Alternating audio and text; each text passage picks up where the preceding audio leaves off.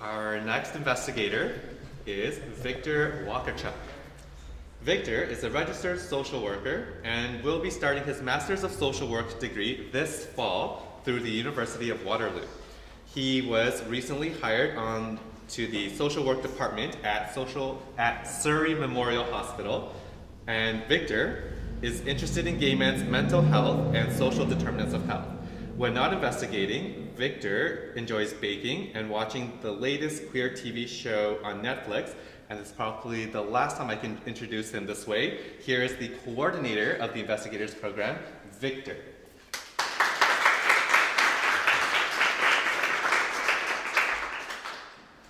Okay, so I'll be talking about intimate partner violence in the Sex Now survey.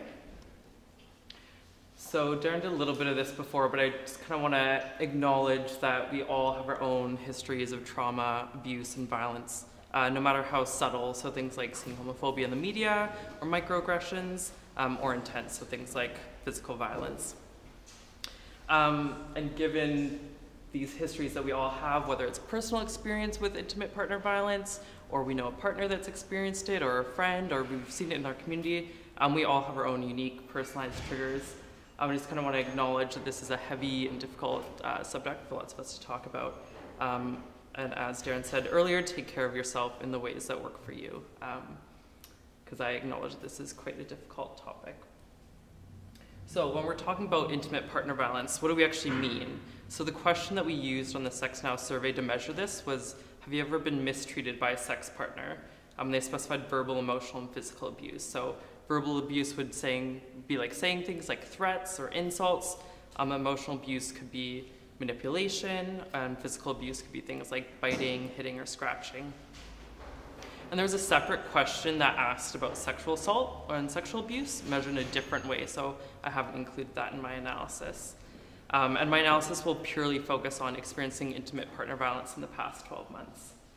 And so the question that I want to explore in my analysis was, what impact does intimate partner violence have on gay and bi men's health outcomes? So some myths too that are common about intimate partner violence are that, I'll also refer to as IPV, that IPV only impacts straight women and that men can't be abused. So the data points to quite the opposite. And these are definitely issues that happen to gay and bi men, but they're just not talked about very often. And 1.2 is that people in abusive relationships can and should leave them. This is quite a common belief, but it's very difficult. So if we think about situations where someone's in an abusive relationship, but they're dependent on their partner for immigration or for financial reasons or for housing, there can be very complex kind of psychosocial conditions that people find themselves in when they're in abusive relationships. It's not always black and white, kind of leaving or staying. And some people might leave and come back, and yeah, it's very not straightforward. So when we're talking about intimate partner violence, and we're looking at how frequent it is.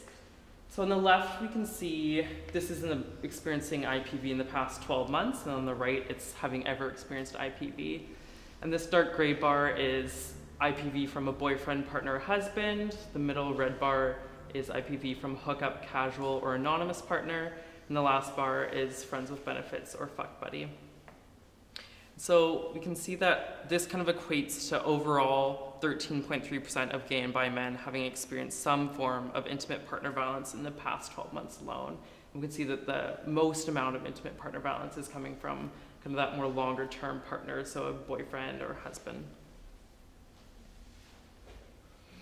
So if we look at the people identifying their sexuality and intimate partner violence, what this graph tells us is that of those who identified as gay as their sexuality on the survey, 14.8% had experienced intimate partner violence in the past 12 months.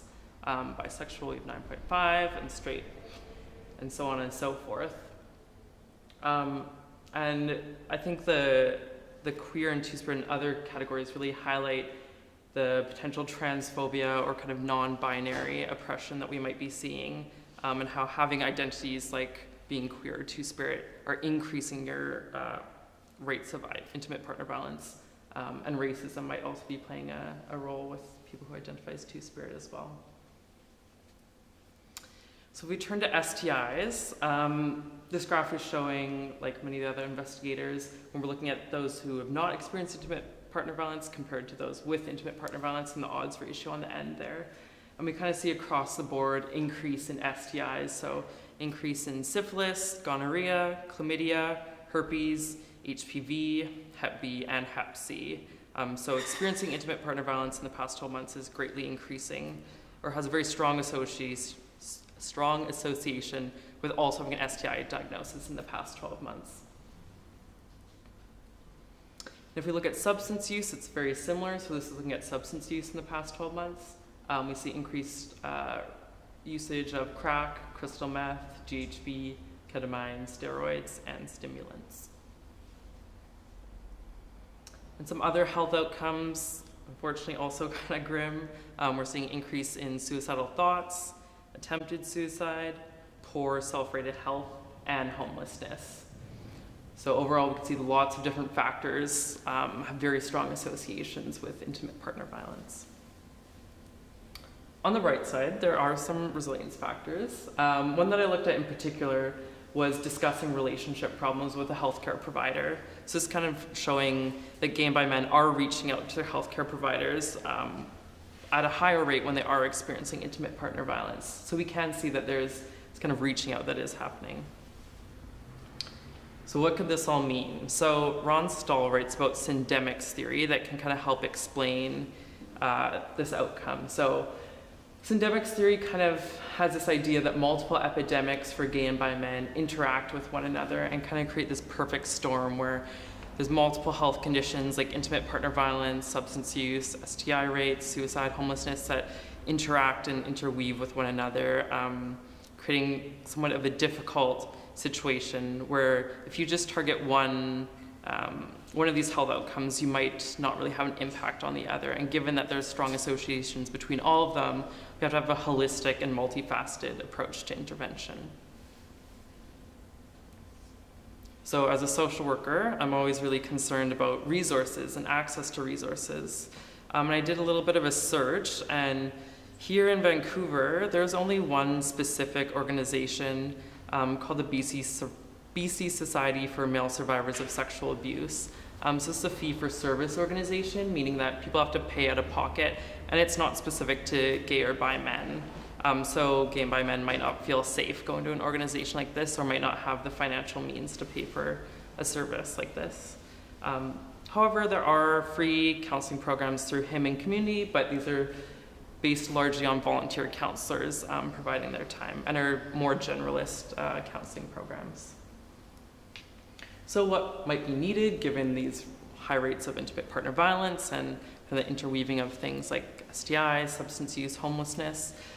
Some ideas could be individual and group IPV counseling programs, a specific crisis line for gay and bi men experiencing IPV, things like outreach and case management services, particularly given that there are all these multiple factors kind of at play for lots of men who experience intimate partner violence, and even the idea of having a transition house. So we see this a lot with women fleeing intimate partner violence, but there are no such resources in Vancouver for men. That's the end of my presentation.